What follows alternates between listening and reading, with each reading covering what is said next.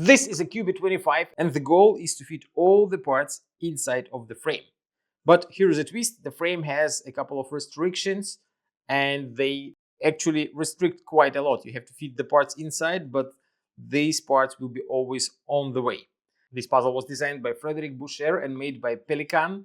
Difficulty level of this puzzle is 10 out of 10 on a Puzzle Masters difficulty scale that runs from 5 to 10. If you like the Cubi 25 and you want to try to solve it by yourself, get it at puzzlemaster.ca, and don't forget to subscribe if you want to see more videos from Puzzle Master. Now I will show you how to solve the puzzle. So we will start with this piece, drop it inside like that and rotate it. We will put this piece inside like that and then shift the bottom piece one step to the left. Now you grab this piece that looks quite unusual, put it inside and to the front. Then this piece goes right here in the middle. We have two parts left. This goes right in here and the last one fits here and the puzzle is solved. All the parts are inside of the frame, no parts are sticking out.